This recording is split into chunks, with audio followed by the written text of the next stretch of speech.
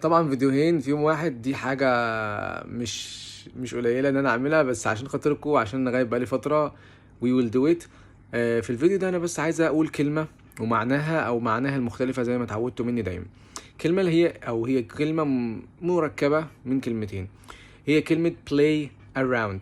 play around ليها معنى فورمال وليها معنى سلانج.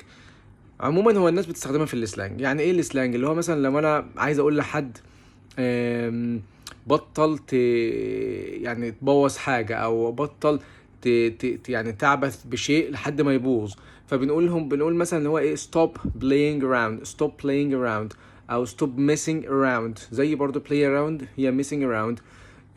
فعشان اقول لحد يعني ما تبوظش حاجة او ما تلعبش في حاجة او خلي بالك من حاجة عشان ما تبصش، بنقول مثلا stop playing around او stop messing around او don't play around in order not to miss